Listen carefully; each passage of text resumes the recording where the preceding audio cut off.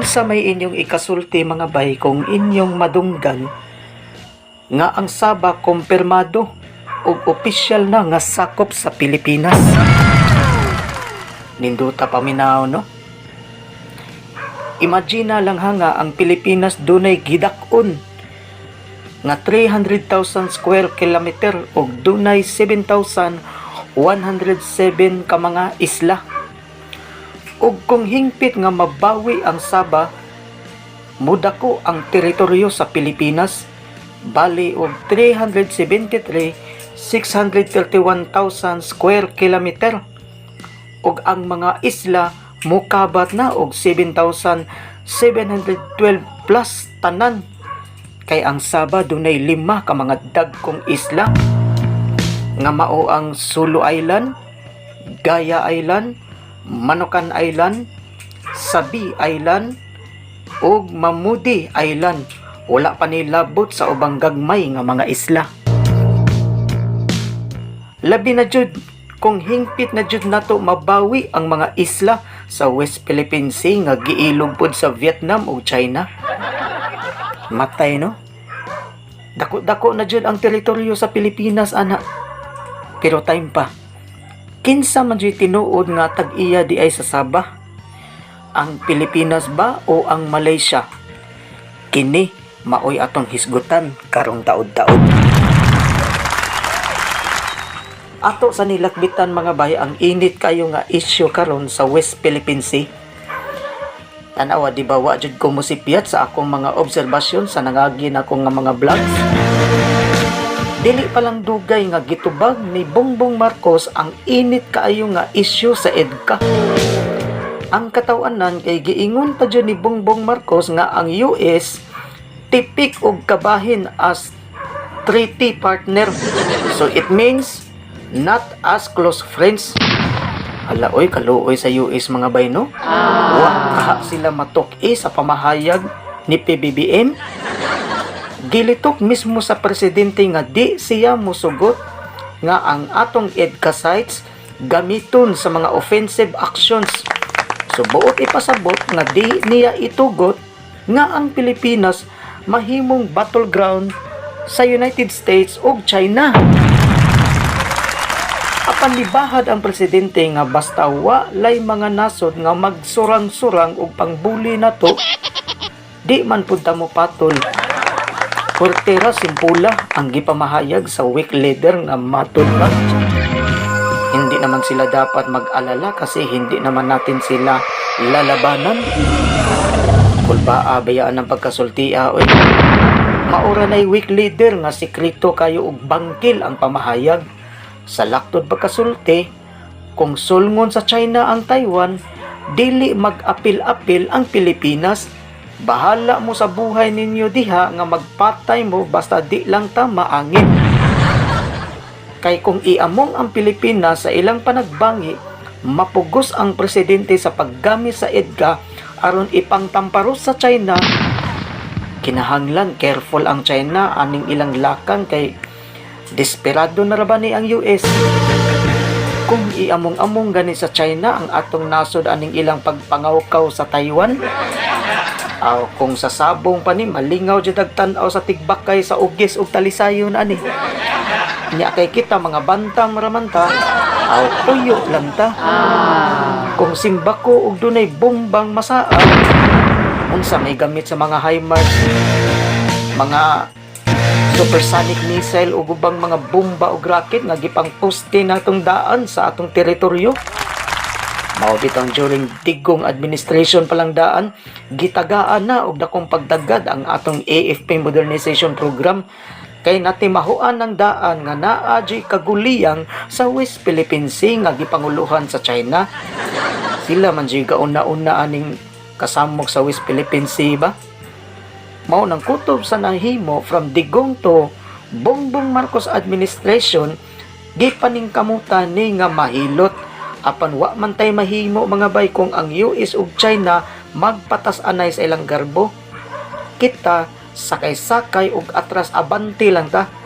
Di na to basta iliteral pagpalamoy ang atong slogan nga friend to all, an enemy of none kay mga abusado kay ning nasura. Kasagaran sa mga first country mga bay, di na sama nato nga makimasa. Pangutana mo sa ubang mga OFW nga nagpaulipon aning mga nasura, di ba magbaw sila og kinto sa spoiled brat ani nila kay kabaw kag ngano mga first country man. Ang mindset ani nila mga superior jud ni sila og pangutok. Bisag ubang mga Pinoy nga nanglarga didto sa mga imperial countries, natakdan man gani aning ilang pagkagarboso. Feeling pud nila nga high class pud sila. Di hinuon tanan pero subo palandongon nga naay ubang Pinoy didto nga natakdan pud aning ilang pamatasan nga mga arogante ug hipokrito kayo. Pero wa natay pakialam ana nila ang atoa kita diri sa atong nasod. Mag-usa ta ning maong obserbasyon. Basta sugdan gani nila ilang binugnuay sa gubat, anha jud sila malukapa sa ilang ekonomiya. Maangin man tuod ta, but at least di kayo tanto grabe. Wa sa ato ang problema mga bay kundili naa aning nasura. Arita sa Sabang mga bay. Matay dugay na kay ning isyuha panahon pa man ni Lapu-Lapu og ni Magellan. Kana diha gubot sad kay na dihang dapita. Usa sa gadala og Sorambaw kining taga-western. Pahamak jud kay ning mga inatay mga bayno. Sa mga tuig 10th century ngadto sa 14th century, kining mga nitibo nga tausog kasosyo na daan sa negosyo sa mga Mongolian race ug samot nga milambo pag-abot sa mga 12th century panahon sa pamunuan sa Yuan dynasty. Pagkatuig 1458, natukod ang lahi nga Arabian system sa Sultanate of Sulu sa dihang ang usa ka Arabo nakigminyo og tausog nga diin malambuon ang maong rehiyon sa negosyo sa mga armas ug mga panapton. Apan nalawgaw ni sa dihang miabot ang taga-western sama sa France, Germany, England ug ubang mga European countries. Ang nakapait ani kay samtang nagkagubot ang pamunuan sa mga Espanyol sa Luzon ug Visayas, gidungan sad sa mga Britanya ang kaguliyang sa Sabah. Apan ang politika ug ekonomikanhon between sa Britanya ug Espanyol nagpadayon nga hayahay pa sa pulis ang ilang koneksyon. Pagkatuig 1878 ang mga Britanya mihimo og kasabutan tali sa Borneo Company ug Sultanate of Sulu nga abangan ang maong isla. Pagka 1936 sa dihang naundang og kadihot ang abangan sa British Company sa dihang namatay si Kiram Jamalul II, apan nabakwi ra pagbalik ang abangan pagka 1939. Atong atrasan og kadihot ang kasaysayan. Kining Sabah ug Palawan ang original nga tag-iya jud ani mao ang Brunei. Apan ang Brunei anang mga panahonan nag-atubang og daghang problema sa slavery ug pirming giluto sa gubat. Pagkatuig 1658, gigasa sa Sultanate of Brunei ngadto sa Sultanate of Sulu ang Sabah ug Palawan, bugti sa pagtabang sa dihang gilusob sa gubat ang Brunei. So sa ato pa mga bay, kining Sabah ug Palawan di jud di ay ni teritoryo kaniadto sa Pilipinas. Kay gigasa ra man dinhi sa Brunei ngadto sa Pilipinas ug labaw ng dili ilaha sa Malaysia. Abantihan nato sa unahan. Pagka 1962, September 12 sa panahon ni Diosdado Macapagal, mihimo og lakang ang atong gobyerno arong hingpit nga angkunon ang Sabah isip sakop sa jurisdiction sa Pilipinas. Apan pagka 1963, wa pud magpaapiri ang Malaysia.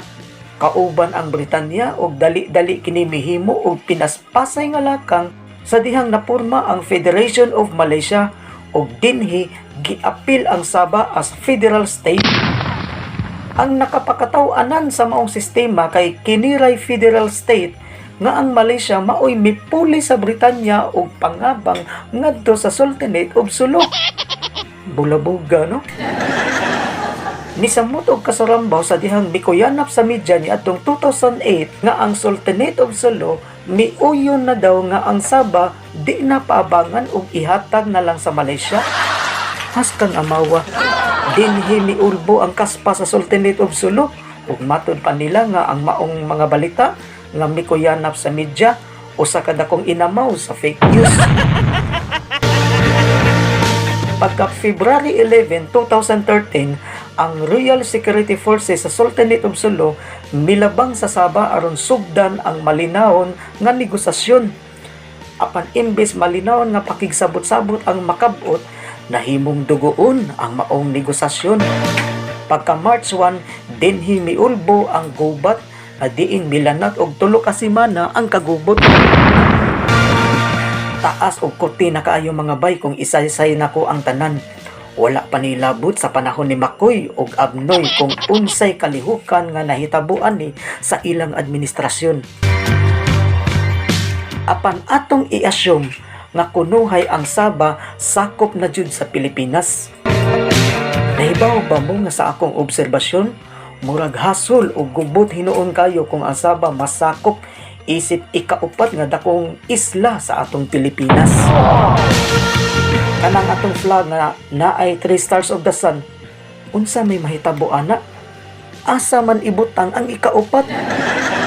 Kining atong national language nga Tagalog, unsa man kaandam ang taga-Sabah nga ilaning dawaton. Timan ininyo mga bay nga 69% sa Sabah mga Muslim, 30% ana mga Kristiyano ug ang mga atheist didto maihapra sa tudlo. Nahibaw ba mo nga Muslim sa taga-Sabah mga anti-Philippines tungod sa presensya aning mga tulisan nga terorismo sa Mindanao. Diin baniog kayo sa una ang kidnap for ransom sa panahon sa Yellow Gang administration ug kini maoy nakahugaw sa imahe sa Pilipinas. Isulayan na bitaw na ang botasyon sa taga-Sabah kung asa sila gusto magpasakop sa Malaysia ba o sa Pilipinas, nga diin gihimo ang referendum ni adtong tuig 1963 sa United Nations. Apan subo palandungon mga bay kay ang majority sa taga-Sabah didto mibotar sa Malaysia. Laing problema nga sagmon sa Pilipinas mao ang mga gangster nga radikal kaayo pangutog nga hangtod karon padayon nga nanaghan ang maong grupo. Unsa man kaandam ang atong kapulisan ani kung i-deploy ni sila sa Sabah? Lain pa jud nga suliran. Nahibaw ba mo nga ang bukiran sa Sabah dasok og abunda sa tropical rainforest ug dinhi naglublob ang mga notadong kriminal gikan sa Indonesia, Malaysia ug Pilipinas. Unya, usa sa pinakataas nga sapa sa Malaysia ug Sabah nga mao ang Kinabatangan River nga diin usa ni sa mga gihimong exit sa mga kriminalidad. Unsa man pud kaandam ang atong mga Coast Guard ani. Lain pa jud nga gilubluban sa mga kriminal mao ang Kuta Kinabalu, ang pinakataas nga bukid sa Sabah. Unsa paigo na ba ang gidaghanon sa atong mga Scout Rangers aron maoy mo take over sa maong responsibilidad? Lain pa jung problema mga bay mao ang Indonesia kay otro po ning gaplano ang ilang gobyerno nga ang ilang capital city nga Jakarta posibleng anha ibalhin sa Sabah tungod kay gianunsyo sa mga sayentes nga ang Jakarta namiligro nga malunod og mag-atubang og daghang kalamidad tungod sa global warming. Daghan ba kayong mga circumstances mga bay nga angayan natong tagaan og dakong pagtagad sa pagtimbang-timbang. Wa ta mo badsyata kay kanindot naman lang unta kung mabilong ang Sabah sa Pilipinas apan lagi nagtangag ni og laing responsibilidad og peligro sa atong gobyerno kung unsaon pag-adjust ani. Apan kung buligan jud sa panahon nga dunay patas og malinaw nga pagsabot-sabot ani. Kung ako'y pasultihon aning isyuha para makabot ang kalambuan ani, unang opsyon, dapat bahinon na lang ang Sabah tali sa Malaysia o Pilipinas. Sa ikaduhang opsyon, kung dili man gani masulbad sa unang opsyon sa win-win solution, mas maayo pa nga ang Sabah himuon na lang usa ka independent country isip ika-12 nga membro sa ASEAN. Buwag sa Malaysia o buwag sab sa Pilipinas. And that's a very timely because we need Sabah and Malaysians as our allied to fight against the maritime disputes in West Philippine Sea. Dili lang ko kuto mga bay og rock and roll natong tanan mga bay.